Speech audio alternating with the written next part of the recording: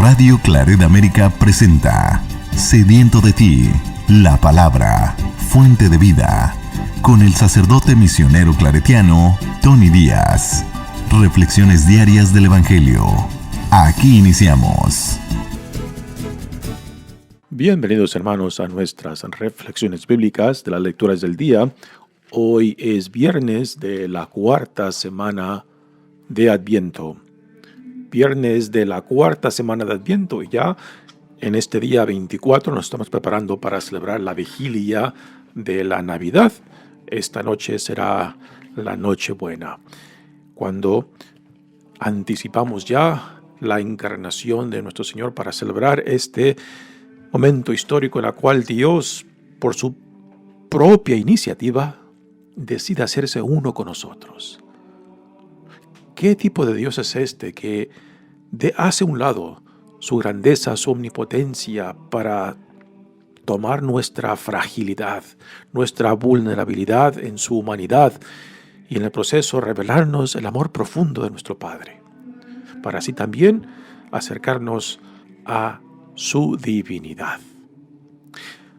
La primera lectura de hoy viene del segundo libro de Samuel, capítulo 7, versículos 1 al 5, 8 al 12, 14 y 16. Tan pronto el rey David se instaló en su palacio y el Señor le concedió descansar de todos los enemigos que lo rodeaban, el rey dijo al profeta Natán: ¿te has dado cuenta de que yo vivo en una mansión de cedro, mientras el arca de Dios sigue alojada en una tienda de campaña? Natán le respondió: anda y haz todo lo que te dice el corazón, porque el Señor está contigo. Aquella misma noche habló el Señor a Natán y le dijo: ve y dile a mi siervo David que el Señor le manda decir esto. ¿Piensas que vas a ser tú el que me construya una casa, para que yo habite en ella? Yo te saqué de los apriscos y de andar tras las ovejas, para que fueras el jefe de mi pueblo, Israel. Yo estaré contigo en todo lo que emprendas. Acabaré con tus enemigos y te haré tan famoso como los hombres más famosos de la tierra. Le asignaré un lugar a mi pueblo Israel. Lo plantaré allí para que habite en su propia tierra. Vivirá tranquilo y sus enemigos ya no lo oprimirán más, como lo han venido haciendo desde los tiempos en que establecí jueces para gobernar a mi pueblo, Israel. Y a ti, David, te haré descansar de todos tus enemigos. Además, yo, el Señor, te hago saber que te daré una dinastía. Y cuando tus días se hayan cumplido y descanses para siempre con tus padres, engrandeceré a tu hijo, sangre de tu sangre, y consolidaré su reino. Yo seré para él un padre y él será para mí un hijo. Tu casa y tu reino permanecerán para siempre ante mí, y tu trono será estable eternamente. Palabra de Dios. El salmo responsorial es el Salmo 88 y el responsorio es: proclamaré sin cesar la misericordia del Señor. Proclamaré sin cesar la misericordia del Señor. Proclamaré sin cesar la misericordia del Señor y daré a conocer que su fidelidad es eterna. Pues el Señor ha dicho: mi amor es para siempre y mi lealtad más firme que los cielos. Un juramento hice a David, mi servidor, una alianza pacté con mi elegido. Consolidaré tu dinastía para siempre y afianzaré tu trono eternamente. Él me podrá decir: tú eres mi Padre, el Dios que me protege y que me salva. Yo jamás le retiraré mi amor, ni violaré el juramento que le hice. proclamaré sin cesar la misericordia del Señor. El Evangelio de hoy viene de Lucas capítulo 1 versículos 67 al 79. En aquel tiempo Zacarías, padre de Juan, lleno del Espíritu Santo, profetizó diciendo: Bendito sea el Señor Dios de Israel, porque ha visitado y redimido a su pueblo, y ha hecho surgir en favor nuestro un poderoso Salvador en la casa de David su siervo. Así lo había anunciado desde antiguo, por boca de sus santos profetas, que nos salvaría de nuestros enemigos y de las manos de todos los que nos odian, para mostrar su misericordia a nuestros padres, acordándose de su santa alianza. El Señor juró a nuestro padre Abraham concedernos que, libres ya de nuestros enemigos, los sirvamos sin temor en santidad y justicia, delante de Él todos los días de nuestra vida. Y a ti, niño, te llamarán profeta del Altísimo, porque irás delante del Señor a preparar sus caminos y a anunciar a su pueblo la salvación, mediante el perdón de los pecados. Por la entrañable misericordia de nuestro Dios, nos visitará el sol que nace de lo alto, para iluminar a los que viven en tinieblas y en sombras de muerte, para guiar nuestros pasos por el camino de la paz. Palabra del Señor. Muy bien, damos comienzo a nuestra reflexión de las lecturas de hoy. Estamos leyendo del segundo libro del profeta Samuel y aquí tenemos un par de temas muy interesantes en esta primera lectura. Definitivamente esta lectura fue escogida porque es una conexión muy sólida entre David y Jesucristo. Jesucristo viene de la descendencia de David. Es aquí, hacia el final de la primera lectura, donde Dios, por medio del profeta Natán, le dice esas palabras a David, que de él hará una gran dinastía, de donde saldrá Jesucristo. Pero hay otro tema muy interesante, el tema del templo. David acaba de triunfar sobre sus enemigos que rodean el territorio que él gobierna, y ahora ya se ha construido su palacio, su mansión, y cae en cuenta que el Señor, simbolizado en la arca de la alianza, aún lo mantiene en una tienda de campaña. Y es aquí donde empieza la lectura. Dice: tan pronto como el rey David se instaló en su palacio y el Señor le concedió descansar de todos los enemigos que lo rodeaban, el rey dijo al profeta Natán: ¿te has dado cuenta de que yo vivo en una mansión de cedro mientras el arca de Dios sigue alojada en una tienda de campaña? Un detalle muy interesante de este primer verso es de que la mansión de David, su palacio, está construido de cedro. No sé si han tenido la oportunidad de oler el aroma tan bello de la madera de cedro. Imaginad de que toda la mansión está construida con esa madera que es muy fuerte y también muy aromática. Y David pues se da cuenta del gran contraste que hay de que él vive en una mansión, en un palacio, mientras que el arca de Dios, símbolo de la presencia de Dios, aún habita en una tienda de campaña. El profeta Natán escuchó lo que David dice y parece que con toda confianza le dice: anda y haz todo lo que te dice el corazón, porque el Señor está contigo. Pero con las palabras que siguen nos damos cuenta que tanto David como el profeta Natán no saben lo que dicen.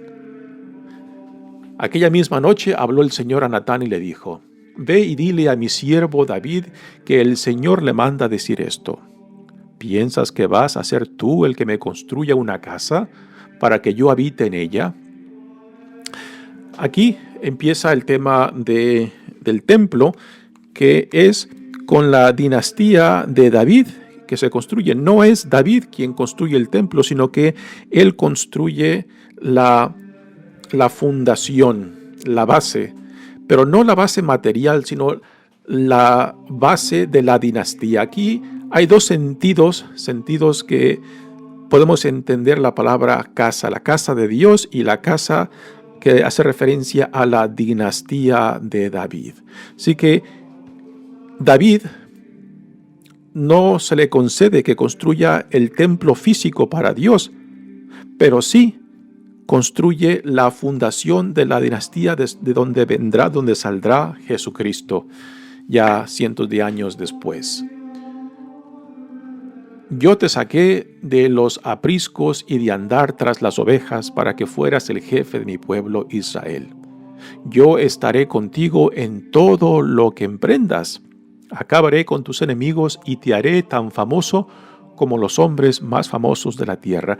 Aquí con estas palabras y otras que no están incluidas en esta lectura, Dios le dice y quiere que tanto el profeta Natán y David entiendan claramente que es Dios quien ha hecho posible todo esto, la paz que ahora goza David, las riquezas que David tiene, el poder que ahora tiene y la paz que ahora él pues puede darse el lujo de vivir, ¿no?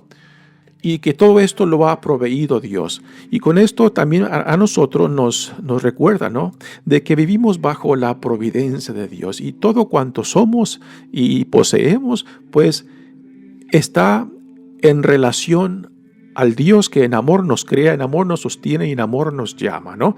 Porque a veces cuando se nos sube el triunfo a la cabeza, ¿no?, y pensamos de que somos nosotros lo que hemos hecho posible, lo que somos y lo que tenemos, ¿no? Pensamos de que es solamente nuestro esfuerzo y nos olvidamos de que estamos parados en los hombros de previas generaciones, no solamente nuestros padres, nuestros abuelos y también otros que hicieron posible no solamente nuestra existencia, sino también lo que hemos logrado, ¿no? Eso es desde el punto de vista, digamos, humano. Pero también está el punto de vista de Dios, que es Dios quien nos ha creado, quien nos sostiene y quien nos llama, lo que ha hecho posible todo esto, ¿no? De que vivimos en relación con Él y nos movemos en relación con Él y vivimos y moriremos en relación con Él, ¿no? Así que no hay momento ni espacio donde Dios no esté presente y de que nunca hemos de perder de vista esta verdad fundamental como creyentes, como hijos e hijas de Dios, como ciudadanos del reino al cual Dios nos ha llamado en Jesucristo. Así que Dios, por medio del profeta Natán, le recuerda a David que es Dios quien lo llamó, quien lo sacó de ser un simple pastor, ¿no? Es Dios también quien llamó por su propia iniciativa a Israel, desde Abraham, desde Isaac, desde Jacob, y fue Dios quien a últimas también sacó de la esclavitud en Egipto a su pueblo. Y por medio de Moisés, pues lo guió hacia la tierra prometida. Y lo llamó para entrar en esta alianza, donde Dios promete estar siempre con su pueblo y que su pueblo promete vivir una vida de santidad en fidelidad con el Dios que los salva. Así que Dios le recuerda claramente a David en dónde reside la gloria, no en él, sino en Dios que ha hecho posible esto, ¿no? También aquí entra la cuestión de la gran tentación que tenemos cuando le construimos templos e iglesias a Dios, ¿no? Y pensamos de que Dios lo necesita. Dios no necesita de ningún templo y de ninguna iglesia, ¿no? Si lo construimos es para glorificar a Dios, pero no para pretender o querer controlar y manipular a Dios cuando lo ponemos dentro de la iglesia, representado, por ejemplo, en la Sagrada Eucaristía o en el altar, que es parte de toda iglesia, ¿no? Porque a veces pensamos de que cuando construimos estos templos e iglesias en honor a Dios, pretendemos querer controlar, pretendemos querer determinar quién tiene acceso y quién no tiene acceso a Dios, ¿no? Lo cual siempre es una gran tentación cuando ponemos a Dios en un templo, en una iglesia. Y hay algunos comentaristas que dicen que quizás cuando David decide construirle un templo a Dios, de que había cierto sector dentro del pueblo de Israel que se oponía a una construcción de un templo, porque en esto quizás David estaba imitando a los otros pueblos en torno a él que tenían estos templos dedicados a sus dioses, ¿no? Pero sin embargo, el Dios que habitaba en una tienda de campaña, pues era un Dios en cierta manera libre, ¿no? Es lo que representa la presencia de Dios en una tienda de campaña, su libertad de que no se le puede controlar, no se le puede manipular, ¿no? Que cuando le construimos un templo, que por más bello que sea ese templo, esa iglesia, pues también entra esta gran tentación de querer manipular y de querer pretender controlar a Dios porque lo hemos puesto ahí dentro de esa iglesia. Y de esta tentación, pues Dios siempre hace de lo suyo y siempre nos deja, en cierta manera, en vergüenza cuando creamos y cultivamos esta ilusión de control y manipulación de Dios en un templo. Así que este es uno de los temas de la construcción del templo. Dios permitirá eventualmente de que no David, sino su hijo Salomón construya ese templo que llegó a ser una de las maravillas del tiempo antiguo. Pero ya veremos en la promesa que Dios le hace a David de que su descendencia, de que su casa permanecerá para siempre. ¿En dónde reside esta promesa? Dice, le asignaré un lugar a mi pueblo Israel, lo plantaré allí para que habite en su propia tierra. Vivirá tranquilo y sus enemigos ya no lo oprimirán, como lo han venido haciendo desde los tiempos en que establecí jueces para gobernar a mi pueblo Israel. Y a ti, David, te haré descansar de todos tus enemigos. Así que aquí Dios, por medio del profeta Natán, le hace un resumen de todo lo que Dios va a hacer con David y con la fundación de esta dinastía. Dice, además yo, el Señor, te hago saber que te daré una dinastía, y cuando tus días se hayan cumplido y descanses para siempre con tus padres, engrandeceré a tu hijo. Al hijo que se refiere aquí es a Salomón, sangre de tu sangre, y consolidaré su reino. Con Salomón, el reino de Judá y el reino de Israel del norte fueron consolidados, pero después de Salomón se vuelven a dividir otra vez. Así que esta promesa que Dios le hace, que su casa, su descendencia, su dinastía permanecerá para siempre, no reside en el poder, no reside ni en la monarquía misma, reside en la fidelidad a Dios, lo cual es no solamente una tentación, sino una de las fallas constantes de los líderes del pueblo de Israel. Los líderes que son infieles, los líderes que no son obedientes a la alianza, los líderes que a últimas hacen todo lo contrario de lo que Dios los llama a ser como pueblo de Dios, ¿no? Dice, yo seré para él un padre y él será para mí un hijo.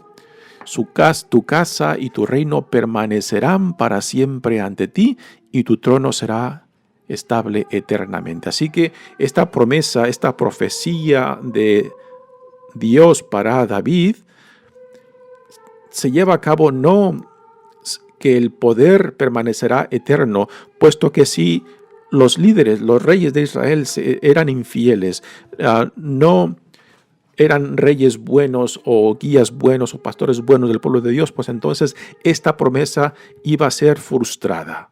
No por Dios, sino por la infidelidad y la desobediencia del pueblo a la alianza a la cual Dios llamó a Israel. Así que la promesa de Dios se lleva a cabo por medio de la fidelidad y no simplemente del poder monarca de la descendencia de Israel. Por eso, en la genealogía que tanto el evangelista Mateo y Lucas nos presentan, trazan esa genealogía a David, de que Cristo desciende de la casa de David, o sea, de la descendencia de la dinastía de David, y en esto se cumple la profecía. Pero la promesa de Dios, repito, no está fundada en el poder político. No está fundada simplemente en la monarquía, sino en la fidelidad a la vida a la cual Dios nos ha llamado. Y esto es el tema que se repite en el Evangelio de hoy. Tenemos aquí la continuación del Evangelio de ayer, cuando se celebra la circuncisión de Juan el Bautista y se le pone el nombre que el arcángel Gabriel le había revelado a Zacarías en esa anunciación, que sería Juan. Y después de esto a Zacarías se le remueve el castigo que se le había dado por haber dudado las palabras de Dios en el arcángel, y él había quedado mudo. Y después de esta circuncisión, pues entonces se le suelta la lengua a Zacarías y ahora proclama este cántico que tradicionalmente es conocido como el Benedicto, que significa bendito, puesto que es la primera palabra que Zacarías canta al glorificar a Dios con este himno. Es un himno paralelo al himno que María canta cuando María visita a su prima Isabel. Dice: en aquel tiempo Zacarías, padre de Juan, lleno del Espíritu Santo, profetizó diciendo. Así que aquí hay dos puntos muy interesantes. Lleno del Espíritu Santo, Zacarías hace una profecía en torno acerca de este hijo que Dios le ha dado. Dice: bendito sea el Señor Dios de Israel, porque ha visitado y redimido a su pueblo, y ha hecho surgir en favor nuestro un poderoso Salvador en la casa de David, su siervo. Aquí, en este cántico que el evangelista Lucas pone en labios de Zacarías, se hace la conexión entre David, que es la profecía que escuchamos en la primera lectura, que ahora se está cumpliendo en Jesucristo. Así que esta profecía está elevada a Dios primeramente con adoración, con alabación, con glorificación al Dios que ha hecho todo esto. Así lo había anunciado desde antiguo, por boca de sus santos profetas.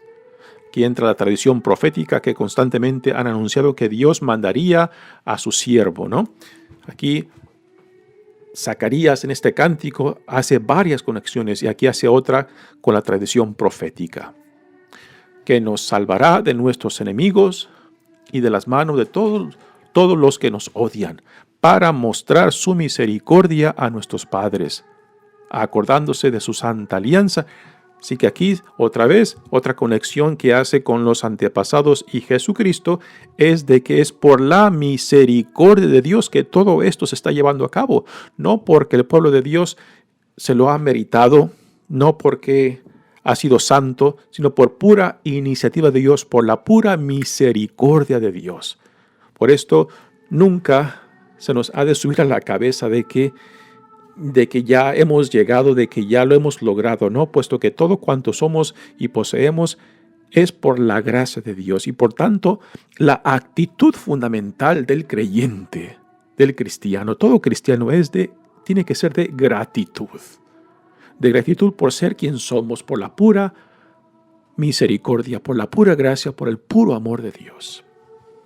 Y aquí estas últimas palabras de este verso es de que Dios es fiel a la alianza que Él hizo desde Abraham, desde Isaac, desde Jacob, desde Moisés, ¿no? Así que hay una continuidad de fidelidad por parte de Dios a la alianza que Él hizo con su pueblo, aunque el pueblo ha sido infiel, aunque el pueblo le ha dado la espalda, aunque el pueblo no ha mantenido esta alianza, Dios sí ha mantenido su fidelidad a la alianza que pactó con su pueblo.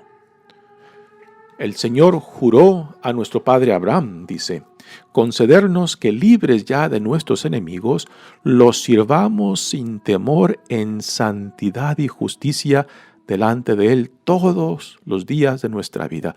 Aquí estas son palabras claves muy importantes. El Señor nos ha librado.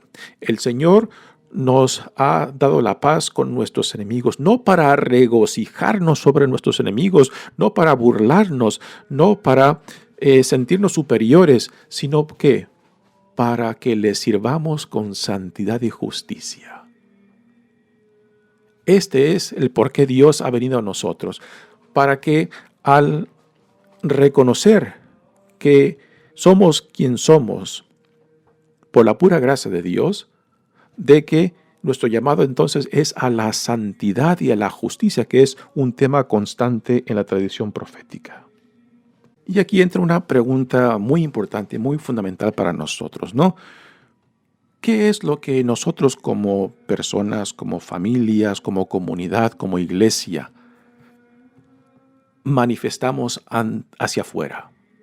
¿Es santidad y justicia la forma en que vivimos nuestras vidas? ¿Es eso lo que los que no son cristianos y que nos ven a nosotros, es lo que ven en nosotros, santidad y justicia? Este llamado a la santidad y justicia es algo que los profetas constantemente le recuerdan a Israel, que esto es parte fundamental de lo que Dios desea de su pueblo, de que vivamos en rectitud, de que vivamos en hermandad, de que no solamente entre el pueblo judío, sino para todos los pueblos, puesto que Dios escogió al pueblo de Dios, al pueblo de Israel, para que fuera luz para otras naciones, otros pueblos, ¿no? Y cuando hemos reflejado todo lo contrario, pues entonces nos convertimos en obstáculos, en piedras de tropiezo, en vez de ser puentes para que también otros lleguen a conocer a Dios y al conocerlo amarlo y al amarlo servirlo, ¿no? Y aún en relación a nuestros enemigos, no es para gloriarnos sobre ellos, no es para humillarlos, sino aún con personas que quizás no nos acepten, con personas que nos rechacen, ¿no? Aún nuestro llamado es a ser promotores de la justicia, de la hermandad, ¿no? No para simplemente glorificarnos sobre ellos. Y ahora viene la profecía de Zacarías acerca de su hijo. Y a ti, niño, te llamarán profeta del Altísimo, porque irás delante del Señor a preparar sus caminos y a anunciar a su pueblo la salvación mediante el perdón de los pecados, ¿no? Y esta es la misión de San Juan Bautista: preparar el camino para anunciar, para identificar, para apuntar, para decir: aquí está el que tenía que venir, aquí está el anunciado por los profetas, aquí está ahora ya el Hijo de Dios, el enviado de Dios, el Mesías. Y Juan, cuando lleva a cabo su misión, entonces él se hace a un lado, él disminuye para que Jesús crezca, ¿no? Y esta es una bella, pero muy bella forma de entender claramente cuál es su misión, porque después de que Juan identifica quién es Jesús, él no tiene que ser un obstáculo. En cierta manera, esa es también nuestra vocación como cristianos, ¿no? Pues preparar el camino para otros, acercar a otros, porque a últimas quien hace posible la conversión, la transformación de vidas, pues es Dios, es Cristo, ¿no? Y nosotros, siguiendo el ejemplo de Juan Bautista, pues con nuestras vidas, pues somos enviados para preparar ese encuentro con el Dios vivo. Somos llamados para ser puentes, y se lleva a cabo en aquellos que Dios atrae, en aquellos que Dios llama, ese encuentro, esa conversión, esa transformación. Así que para nosotros también el ejemplo de Juan Bautista es un ejemplo por excelencia a seguir, que define claramente cuál es nuestra función, nuestra vocación como discípulos de Jesucristo. Continúa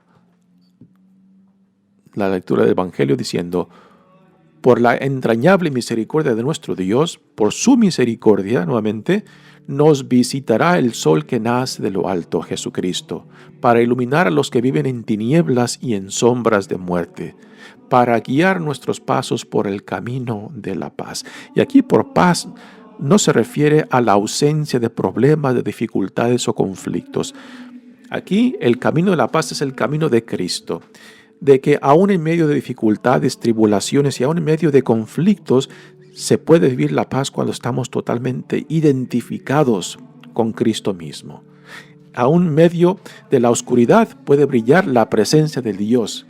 Así que el sentido de la paz a la que se refiere estas palabras de Zacarías es la presencia de Dios, que aún en medio de la oscuridad y conflictos y problemas se puede vivir esta paz porque Él camina con nosotros y nos hace instrumentos de esta paz, donde quiera que Dios nos lleve, a donde quiera que Dios nos mande.